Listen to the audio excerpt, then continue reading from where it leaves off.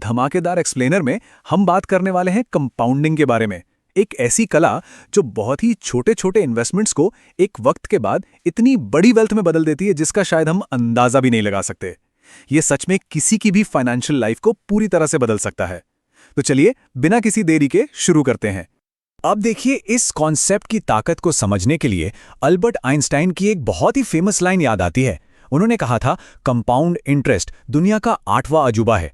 जो इसे समझता है वो इससे कमाता है, और जो नहीं समझता वो इसकी कीमत चुकाता है। जरा सोचिए, दुनिया के सबसे ब्रिलियंट माइंड्स में से एक इसे 8वां अजूबा कह रहे हैं। मतलब कुछ तो ऐसी बात होगी ना इसमें जो इसे इतना स्पेशल बनाती है। तो आज हम मुख्य रूप से इन 6 पॉइंट्स को कवर करने वाले हैं। 8वां अजूबा, स्नोबॉल इफेक्ट, 20 वर्सेस 30 की उम्र में शुरुआत, bamboo tree analogy, rule of 72 और आखिर में सबसे जरूरी कंसिस्टेंसी की पावर। नंबर 1, 8वां अजूबा। चलिए देखते हैं कंपाउंडिंग आखिर काम कैसे करती है। अक्सर हमें लगता है कि बहुत सारा पैसा बनाने के लिए एक बहुत बड़ी इनकम होनी चाहिए, पर सच बताऊं, कंपाउंडिंग इस बात को बिल्कुल गलत साबित कर देती है। सिंपल शब्दों में कहें तो जब आपका पैसा रिटर्न कमाता है और फिर वो कमाया हुआ रिटर्न भी आगे चलकर अपने आप और रिटर्न कमाने लगता है, बस वही कंपाउंडिंग है। यानी सिर्फ ओरिजिनल इन्वेस्टमेंट पर ही प्रॉफिट नहीं मिल रहा, बल्कि अपने ही प्रॉफिट्स पर भी और प्रॉफिट मिल रहा है। ये बिल्कुल अपने पैसे को काम पर लगाने जैसा है। आगे बढ़ते हैं पॉइंट नंबर 2 पर, स्नोबॉल इफेक्ट।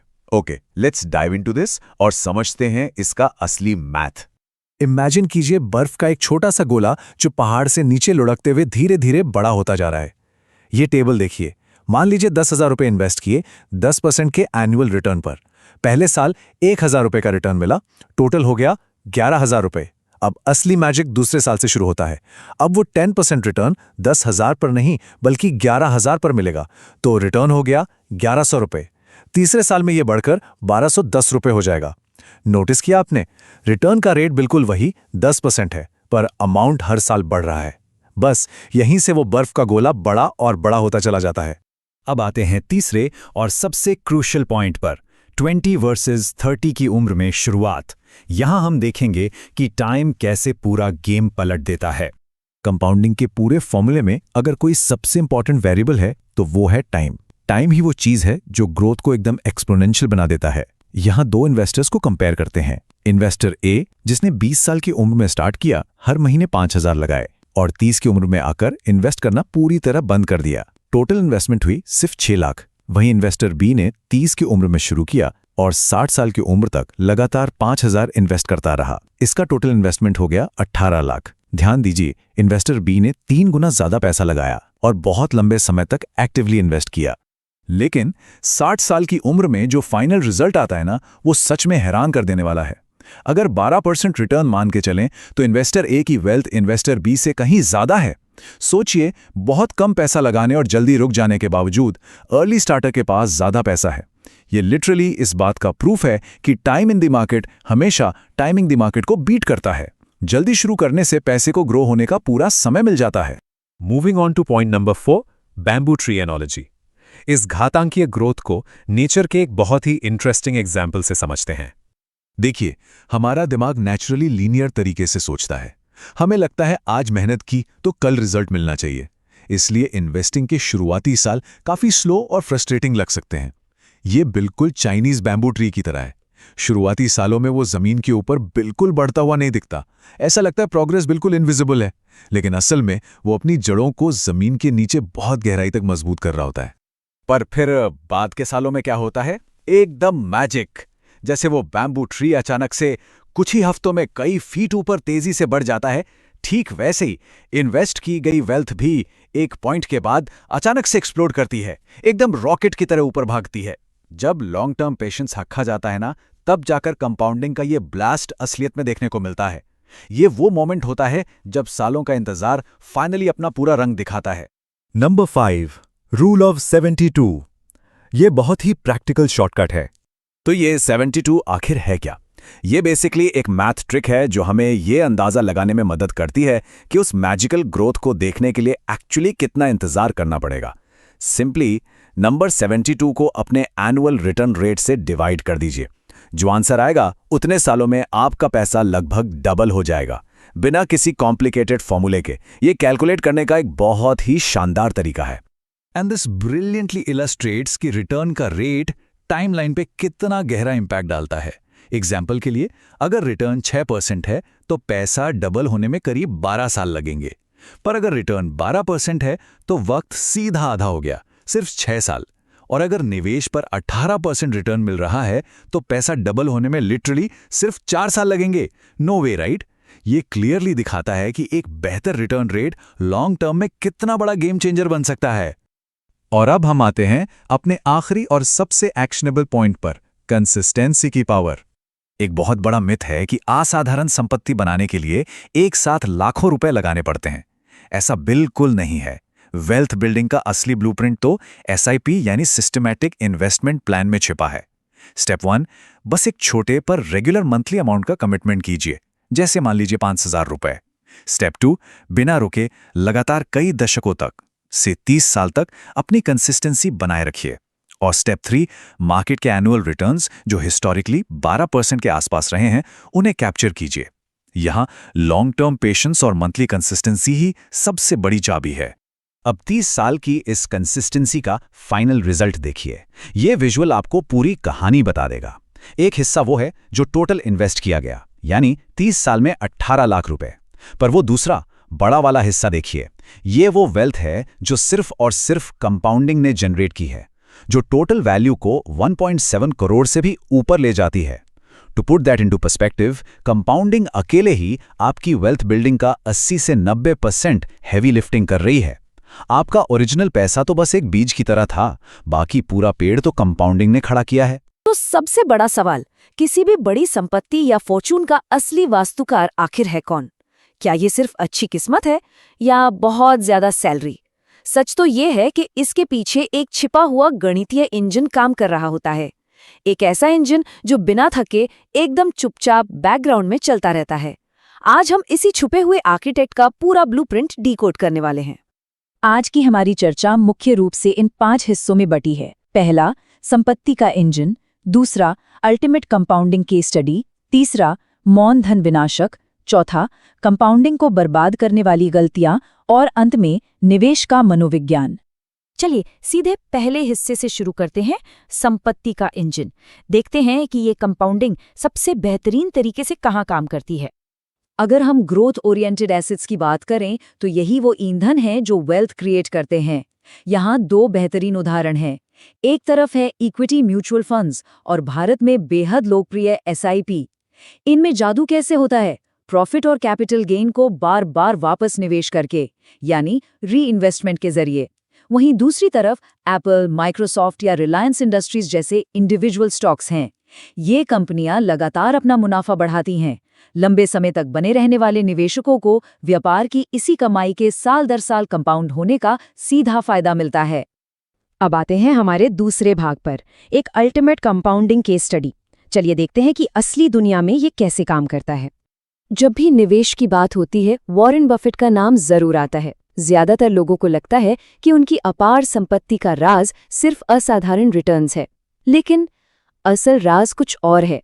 उन्होंने बहुत ही कम उम्रों में निवेश शुरू कर दिया था, और सबसे बड़ी बात, वे दशकों तक बाजार में टिके रहे।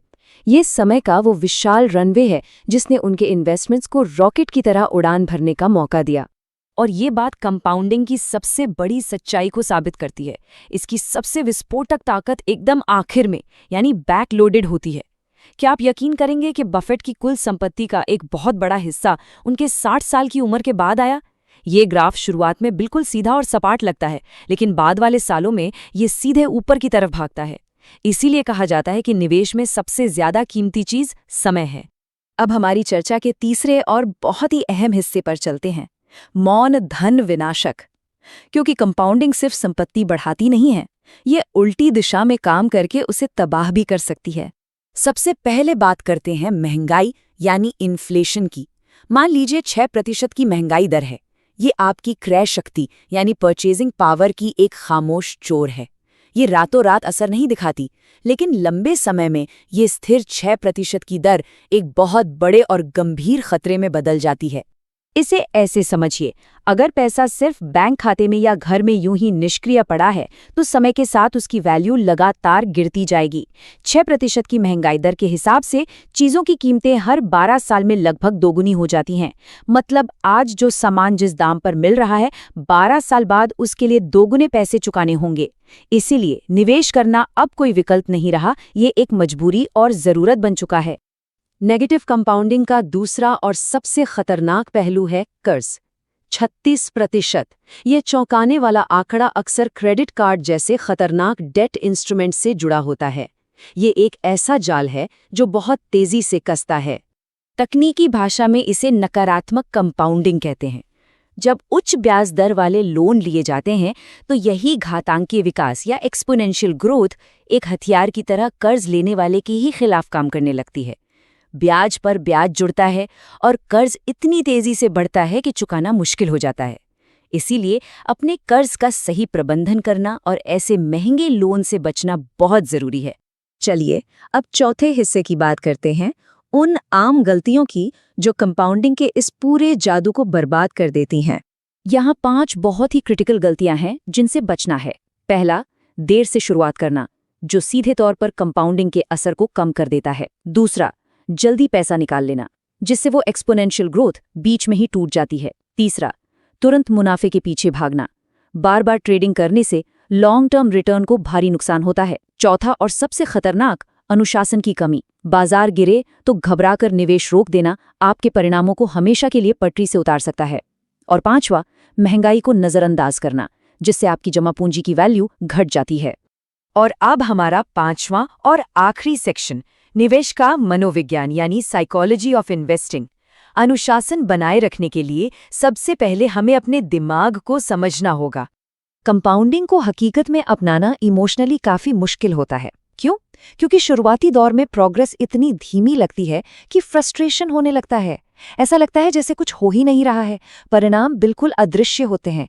और हमारा इंसानी स्वभाव कैसा है? हमें हर चीज का तुरंत इनाम चाहिए, तुरंत रिजल्ट्स चाहिए। यही बात आज की सबसे बड़ी चुनौती है। एक तरफ हमारा सोशल मीडिया कल्चर है जो तुरंत संतुष्टि, रातों रात अमीर बनने और शॉर्ट टर्म सोच को बढ़ावा देता है, लेकिन दूसरी तरफ धन निर्माण की असल सच्चाई है। असली वेल्थ कोई रातों रात नहीं बनती। एक बड़ी संपत्ति बनने और रफ्तार पकड़ने से पहले उसे बहुत धीरे धीरे ग्रो करना पड़ता है। हर अच्छे निवेशक को इस विरोधाभास को पार करना ही होता है। इस टॉपिक में आगे बढ़ने से पहले एक बड़ा सवाल आता है। सोचिए जरा, फाइनेंस की दुनिया में जादू के सबसे करीब क्या चीज है? इसका जवाब कोई आसमान से आई हुई चीज नहीं है, बल्कि नेचर के एक ऐसी यूनिवर्सल लॉ में छुपा है जो शोर नहीं मचाता, बस अपना काम चुपचाप करता रहता है। ये बिल्कुल एक छोटे से बीज को एक विशाल पेड़ बनने के नियम जैसा है। तो हम आते हैं अपने पहले सेक्शन पर, द सीड ऑफ कंपाउंडिंग, यानी कि संपत्ति का बिल्कुल ऑर्गेनिक तरीके से विकास करना। यहां समझते हैं कि कंपाउंडिंग आखिर है क्या। देखिए, ये रातों रात अमीर बनने का कोई शॉर्टकट या स्कीम बिल्कुल नहीं है। ये एक धीमी, बिल्कुल शांत पर बेहद ताकतवर प्रक्रिया है। यहां होता यह है कि आपके छोटे छोटे एक्शंस जब लंबे समय तक लगातार रिपीट किए जाते हैं तो वो आखिर में मैसिव रिजल्ट्स देते हैं। बिल्कुल वैसे ही जैसे एक बगीचे में पौधे को रोजाना नियमित रूप से पानी और धूप देना पड़ता है, तभी तो फल मिलता है ना। अब चलते हैं सेक्शन 2 की तरफ, compounding beyond just money, the universal laws of growth. अब कमाल की बात देखिए, ये कंपाउंडिंग का नियम सिर्फ पैसों तक ही सीमित नहीं है। ये हमारी जिंदगी के हर हिस्से में बिल्कुल वैसे ही काम करता है। जैसे रोज कुछ पढ़ने से आपका ज्ञान बढ़ता है, छोटी छोटी डेली हैबिट्स से लंबे समय में अच्छी फिटनेस बनती है, रोजाना अभ्यास करने से आपका हुनर यानी स्किल्स निखरती हैं, और लगातार भरोसा दिखाने से रिश्ते और भी गहरे और मजबूत होते हैं।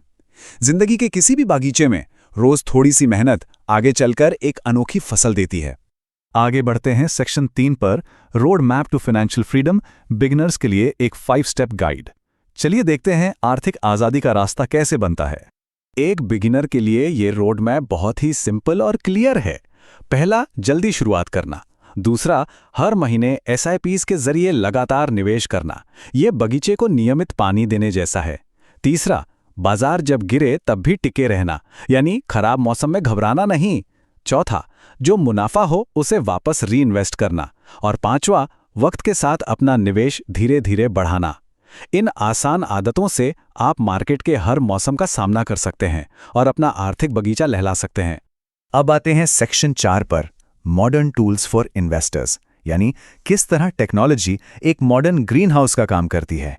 देखिए, इंसान होने के नाते हमारी कुछ ऐसी आदतें होती हैं जो निवेश में रुकावट बन सकती हैं। हम अक्सर इमोशंस में आकर गलत फैसले लेते हैं या मार्केट गिरने पर पैनिक कर जाते हैं। पर आज के ज़माने में आर्टिफिशियल इंटेलिजेंस हमारी काफ़ी मदद कर रहा है।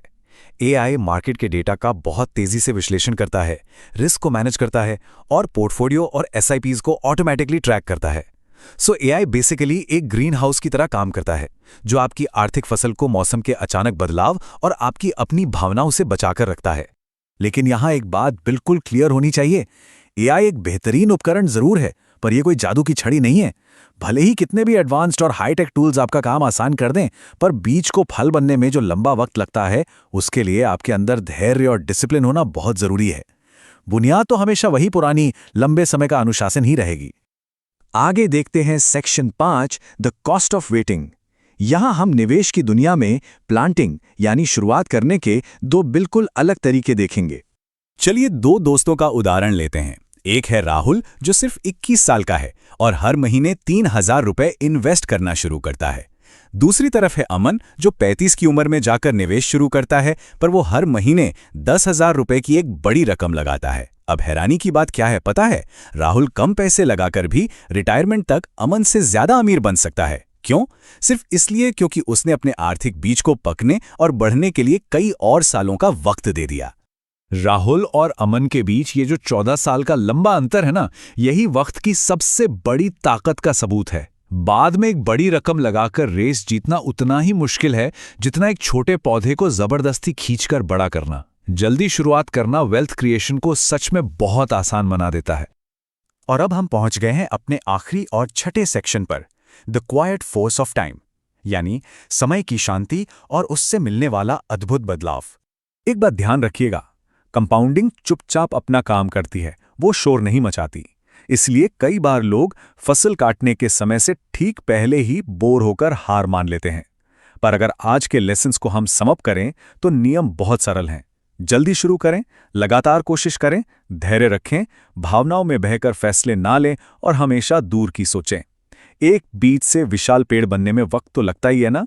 इस पूरे विश्लेषण को एक लाइन में समेटना हो तो वो ये है, आज निवेश किया गया आपका हर एक रुपया आपका एक लॉयल मजदूर है, जो आने वाले कल में और मजदूर पैदा कर सकता है। सच कहूं तो चाहे आप एक स्टूडेंट हो या सैलरी पाने वाले कर्मचारी, अगर आज ही आप अपने इन रूपी मजदूरों को काम पर लगा देते हैं तो आने वाले कल में आर्थिक आज़ादी कोई सपना नहीं, बिल्कुल हकीकत होगी। समय तो देखिए अपनी रफ्तार से आगे बढ़ ही रहा है और कंपाउंडिंग सिर्फ इसी गुजरते हुए समय पर टिका है। निवेश शुरू करने का सबसे बेहतरीन समय बीता हुआ कल था, लेकिन उसके बाद जो सबसे बेहतरीन समय है वो ठीक आज अभी है। तो इस एक्सप्लेनर को खत्म करते हुए खुद से जरा ये सवाल पूछिए, आपके बेहतर कल के लिए आप आज आखिर कौन से बीज बोने वाले हैं? सोचिएगा जरूर।